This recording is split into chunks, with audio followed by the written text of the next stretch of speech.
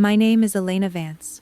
I am 31 years old, and last Saturday, I found myself on my knees, not in an operating theater, but on the cold mahogany floor of my father's dining room. My hands, which had spent the previous 18 hours performing a delicate resection of a neuroblastoma, were now covered in the gray, acrid paste of silver polish. Howard, my father, stood over me like a sentinel, his voice carrying the same sharp, military bark he used when I was a child. "Move faster, Elena. Those forks need to shine before the Sterlings arrive. Julian has worked too hard for this promotion to have you ruin it with your laziness," he snapped, his polished heel clicking inches from my aching fingers. "In this house, my medical degree is a ghost. I am simply the invisible pair of hands that remind him of the wife he lost and the servant he believes he's entitled to." Julian lounged in the living room just a few feet away, adjusting his $1,000 silk tie and boasting about a new insurance commission, treating my silence as his birthright. The air in the room was thick with the scent of expensive bourbon and an arrogance that made it hard to breathe. Then, the doorbell rang.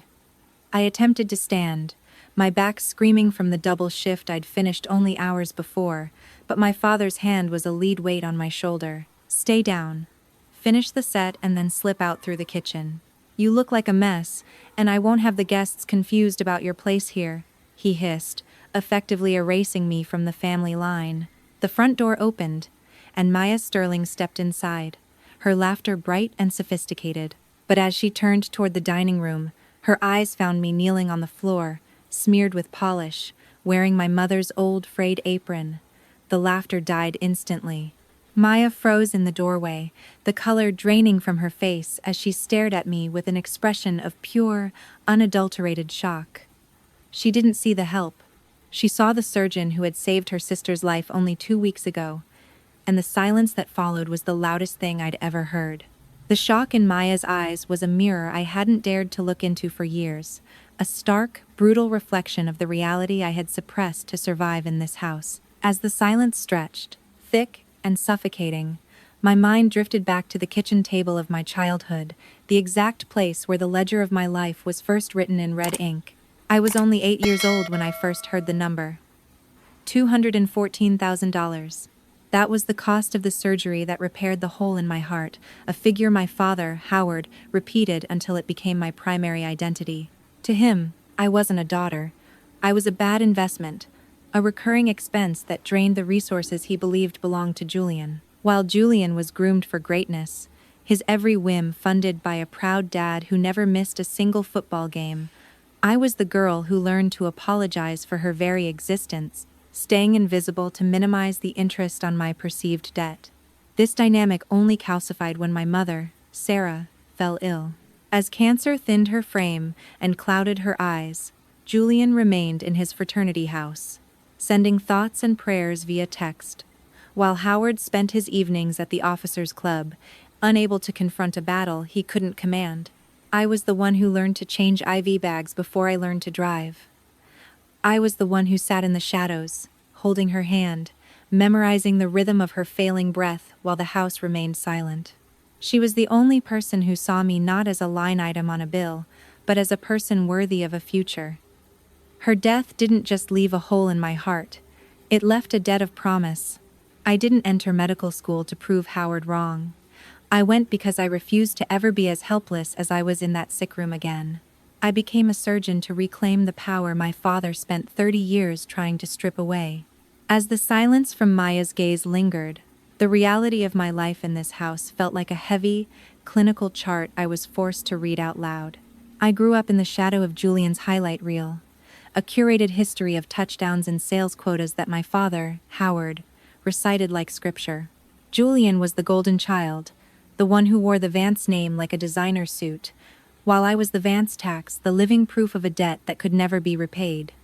Howard, ever the colonel, believed success was measured in visible victories, a firm handshake, a hefty commission, and a seat at the head of the table. To him, my career in pediatric oncology wasn't a vocation, it was a quiet, clinical embarrassment.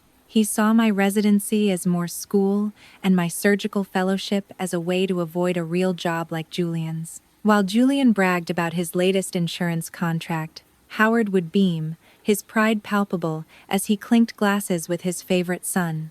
But when I tried to speak of my first successful resection, he would look at me with a vague, disinterested nod before asking if I'd remembered to pick up the dry cleaning. This dynamic wasn't just a habit, it was a structure of erasure. On the night of Julian's promotion party, the contrast was a physical weight. There Julian stood, holding a $30 bottle of wine like a trophy, while I was tasked with the grunt work of the evening scrubbing the family silver until my knuckles bled. My father didn't see the doctor who had just pulled an infant back from the brink of organ failure. He saw a convenient set of hands that cost him nothing. He introduced Julian as the future of the family legacy, but when it came to me, he merely gestured toward the kitchen, his voice laced with a dismissive syrup. Elena volunteers at the hospital, he told the Pattersons, effectively deleting my doctorate of physical therapy, and 7 years of grueling sacrifice with a single, condescending lie. I was the invisible child, the one who cooked the meal and cleared the plates while my brother absorbed the light that should have been shared. As the silence from Maya's gaze lingered, the reality of my life in this house felt like a heavy clinical chart I was forced to read out loud. I grew up in the shadow of Julian's highlight reel, a curated history of touchdowns and sales quotas that my father, Howard, recited like scripture. Julian was the golden child, the one who wore the Vance name like a designer suit, while I was the Vance tax, the living proof of a debt that could never be repaid. Howard, ever the colonel, believed success was measured in visible victories, a firm handshake, a hefty commission, and a seat at the head of the table. To him, my career in pediatric oncology wasn't a vocation. It was a quiet, clinical embarrassment. He saw my residency as more school and my surgical fellowship as a way to avoid a real job like Julian's. While Julian bragged about his latest insurance contract, Howard would beam, his pride palpable as he clinked glasses with his favorite son. But when I tried to speak of my first successful resection, he would look at me with a vague, disinterested nod before asking if I'd remembered to pick up the dry cleaning. This dynamic wasn't just a habit, it was a structure of erasure. On the night of Julian's promotion party, the contrast was a physical weight. There, Julian stood, holding a $30 bottle of wine like a trophy, while I was tasked with the grunt work of the evening, scrubbing the family silver until my knuckles bled. My father didn't see the doctor who had just pulled an infant back from the brink of organ failure. He saw a convenient set of hands that cost him nothing. He introduced Julian as the future of the family legacy, but when it came to me, he merely gestured toward the kitchen, his voice laced with a dismissive syrup. Elena volunteers at the hospital, he told the Pattersons, effectively deleting my doctorate of physical therapy and 7 years of grueling sacrifice with a single condescending lie. I was the invisible child, the one who cooked the meal and cleared the plates while my brother absorbed the light that should have been shared. The shock in Maya's eyes remained frozen, a sharp contrast to the suffocatingly familiar rhythm of the Vance household. I looked down at my hands, the same hands that had spent 18 grueling hours navigating the razor-thin margins of a child's spinal cord just a day prior. Howard saw them only as tools for manual labor, but in the sterile, high-stakes world of the operating theater, they were calibrated for a precision he couldn't begin to comprehend. This was the invisible child. My mother, Sarah, had tried to protect. She was the only person who understood that my quietness wasn't submission. It was a fortress built on a promise. Before she passed, she held my hand thin as parchment and whispered that I was the anchor this family didn't deserve but desperately needed. For years, I played the part of the underdog, allowing Howard to believe I was a struggling volunteer while I silently became the engine that kept this family from financial ruin. While Julian paraded around in leased luxury, and Howard boasted about a legacy that was mostly smoke and mirrors, I was the one secretly paying the overdue property taxes and the staggering insurance premiums Howard's pension couldn't cover. I used my surgical salary, the one they assumed was a meager stipend, to settle the debts of a man who looked at me and saw only a line item of red ink. I stayed because of that promise to my mother, And because I had learned in the ER that you don't walk away when a system is failing, you stabilize it until it's strong enough to stand on its own. But looking at Maya, I realized the stabilization phase was over. My hands weren't just for healing anymore. They were ready to dismantle the architecture of deception my father had built. I was no longer the girl who begged for sneakers. I was the surgeon who held the power of life and death. And the table was finally about to turn. Howard's arrogance was about to meet the one thing he couldn't bully into silence: the truth. Howard moved toward Julian, clinking his heavy crystal tumbler against Julian's glass of expensive bourbon with a sharp, resonant chime that sounded like a gavel closing a case. In my father's eyes, Julian was the only Vance who truly mattered, the elite heir to a legacy. Howard had spent 30 years polishing with military-grade precision. At 32, Julian was a senior insurance consultant who spoke in the sterile language of margins and strategic acquisitions, carrying himself with an unearned gravity that seemed to claim the oxygen in every room he entered. He stood tall in a navy Italian wool suit that cost more than my monthly mortgage payment, his leased silver Porsche parked prominently in the center of the driveway, as if the asphalt itself were a stage for his performance of success.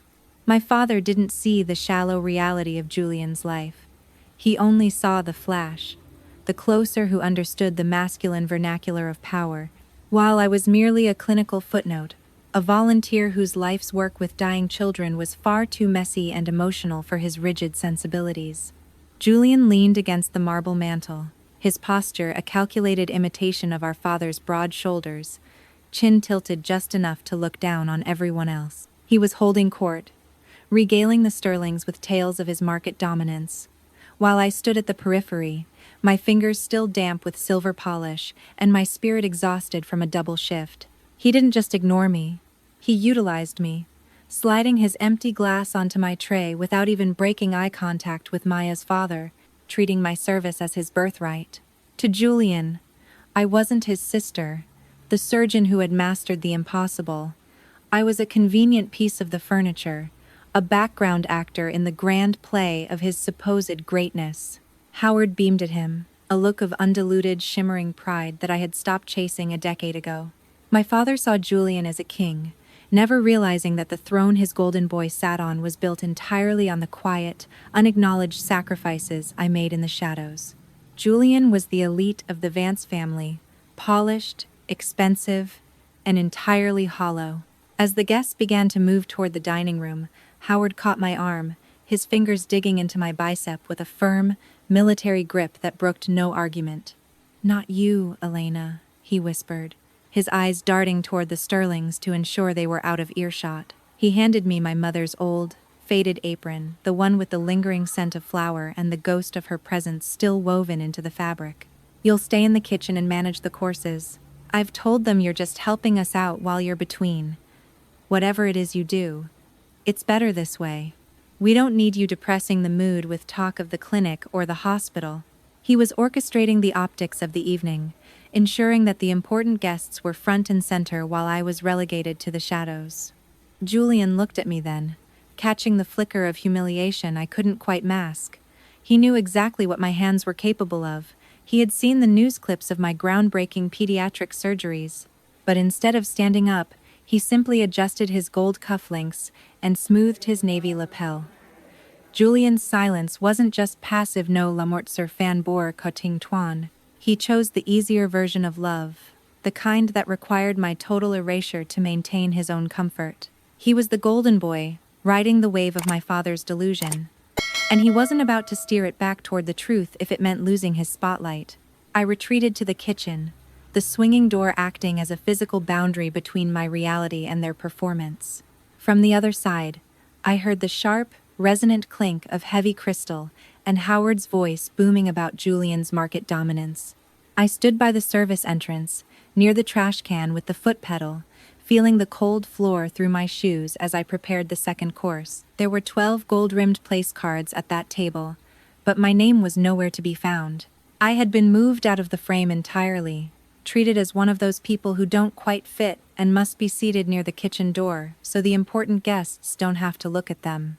I was the ghost in the machine, the surgeon playing the maid. watching through the glass as the people I had supported for years devoured my labor without a second thought.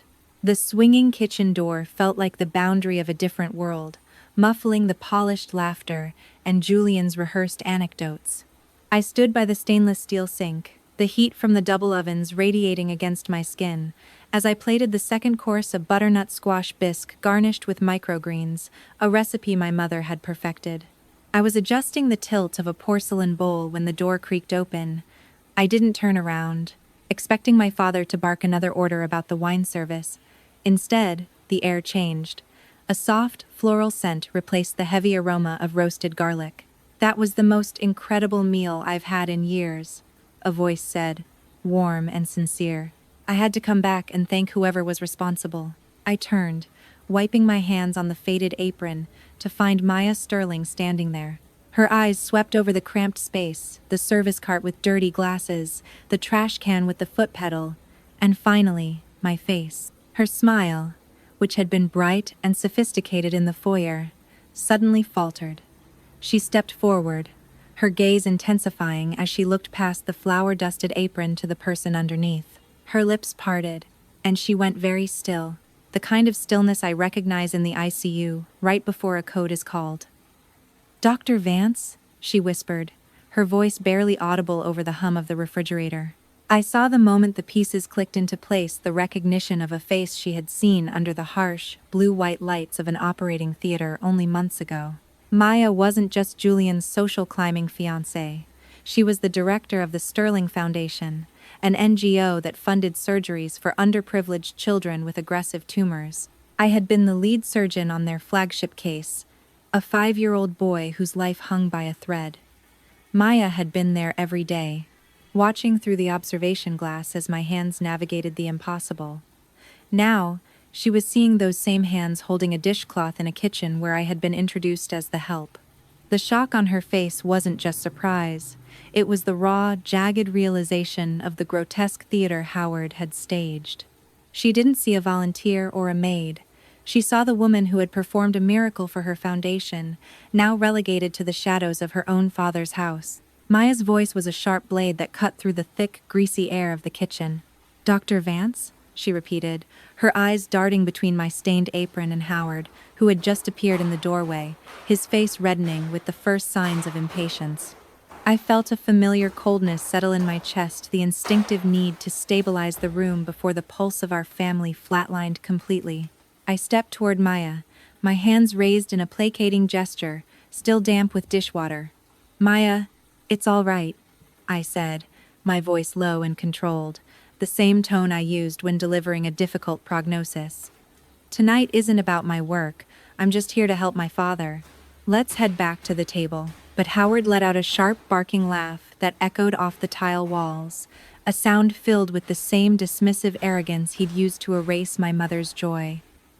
"Dr. Vance?" he scoffed, clapping a hand on Maya's shoulder as if to steady her from a joke.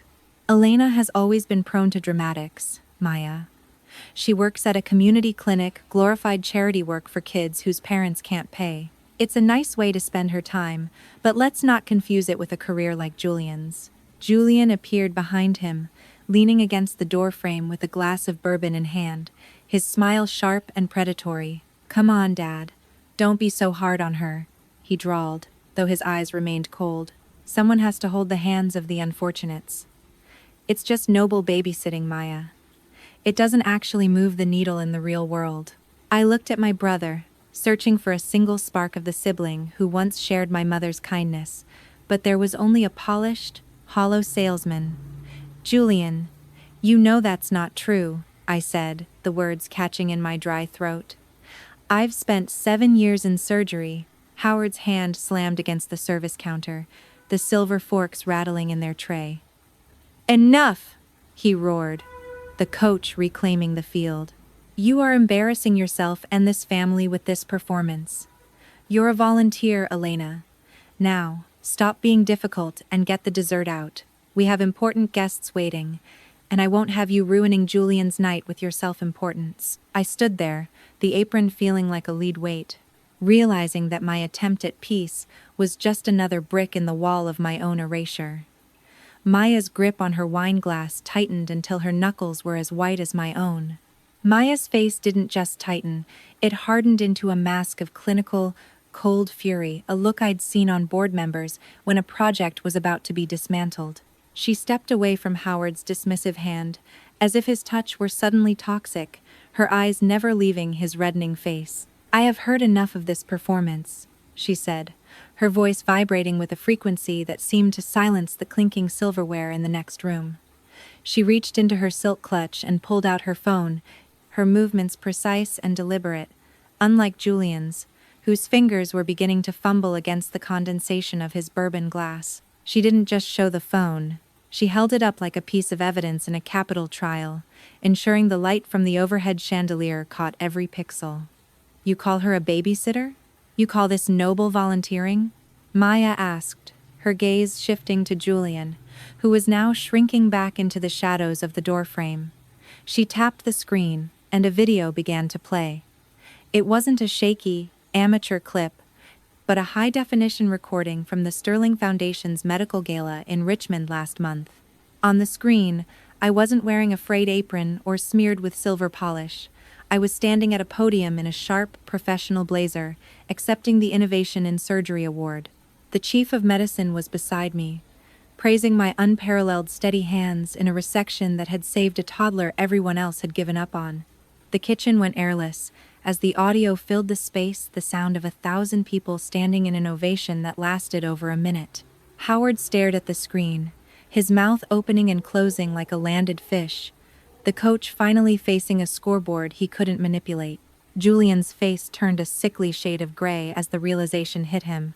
The sister he'd treated as a servant was the very chief of staff he'd been desperately trying to secure a meeting with, for his insurance firm's new medical liability contract. Maya looked at me, her eyes shimmering with a fierce protective fire I hadn't expected. "This is Dr. Elena Vance," she said, her voice dropping into a dangerous, quiet register that made the entire house feel small. "She is a miracle, and you've treated her like a mistake." Maya's words were the scalpel that finally sliced through the layers of deceit Howard had so carefully maintained. I reached behind my waist, untying the knot of my mother's faded apron, the one Howard had forced me into as a symbol of my subservience. I let it fall to the floor with a soft, heavy thud. The sound was deafening in the airless room. I didn't scream. I didn't need to.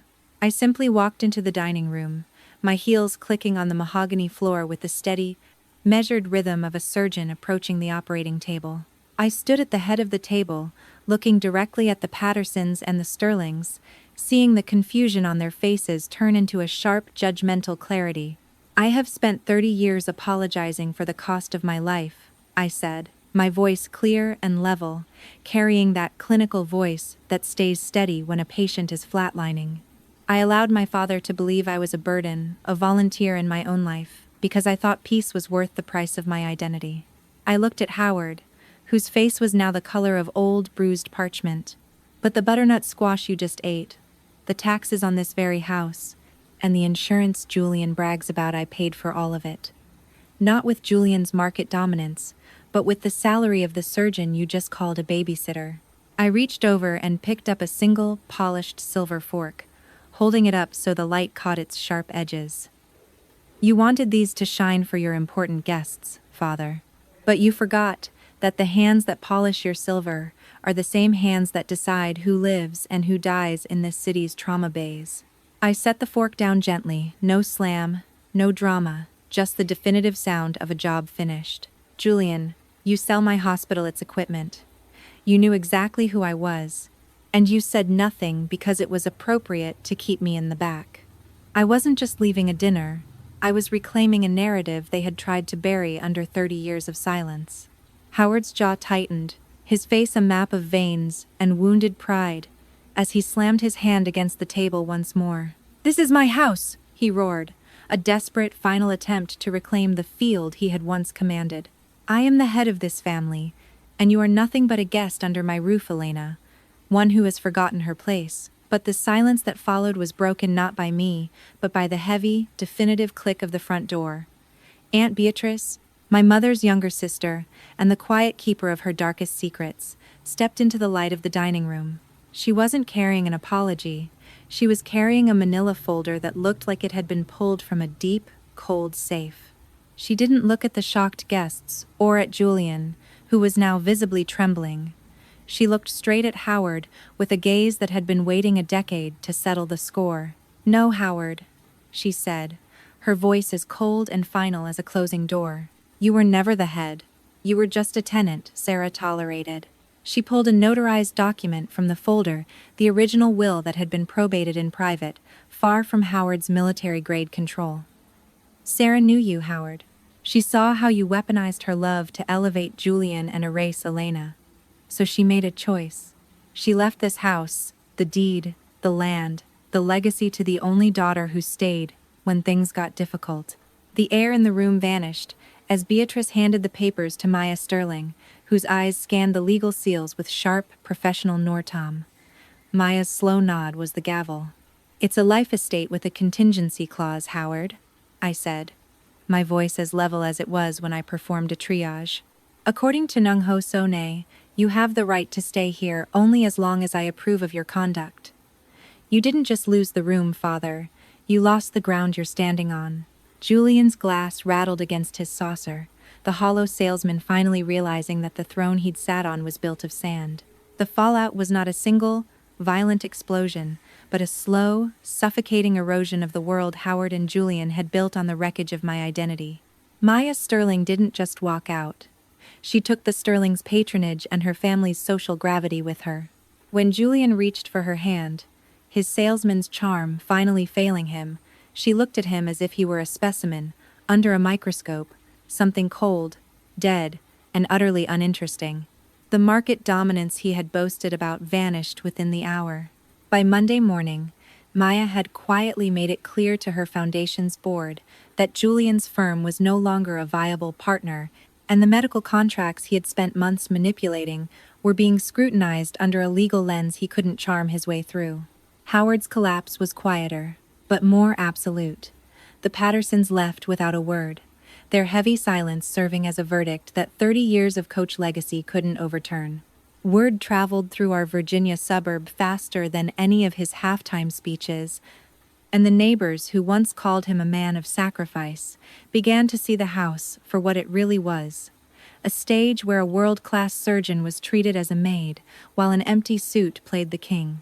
The true weight of the red ink he had weaponized against me finally settled. Howard was left standing in the kitchen, staring at the utility bills and property tax notices he had ignored for years, realizing that the volunteer he had bullied was the only reason the lights were still on. He had mastered the optics of power, only to find himself bankrupt of both money and dignity, a tenant in a home that now belonged to the daughter he had tried to erase. They were two men haunted by the silence of a house that no longer owed them anything, and for the first time, the Vance legacy was nothing more than a stack of unpaid debts and a crushing, irreversible shame. I stood in my office at the hospital 3 days later, the morning sun cutting through the blinds in sharp, clinical lines that illuminated the diplomas Howard once called expensive paper. For 30 years, I believed that being a good daughter meant absorbing every insult and polishing every piece of silver until I was as invisible as the air in my father's house. I was wrong. Setting a boundary is not an act of revenge. It is an act of architecture, a way of rebuilding a life that can finally support the weight of the truth. Howard called me last night, his voice stripped of the coach bluster, sounding like a man lost in a house he no longer owns. He didn't ask for a volunteer. He asked if I was coming for Sunday dinner. I told him I would, but only if he understands that the maid is dead, and the woman who takes her place is a surgeon who has earned her seat at the head of every table she chooses to sit at. The house on Elm Street still smells of roasted garlic, but the atmosphere has shifted. Julian is still there, but the golden boy now spends his evenings looking at job boards and avoiding the gaze of the neighbors who finally saw him for what he is, an empty suit. I moved my mother's glass butterflies back to the windowsill where they belong. There are 23 of them, and as the light hits the blue morpho from Staunton, the room fills with a fractured, brilliant glow that Howard can no longer ignore.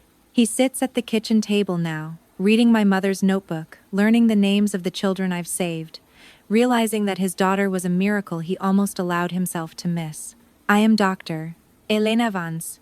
I am a surgeon, a homeowner, and finally, a woman who is no longer invisible.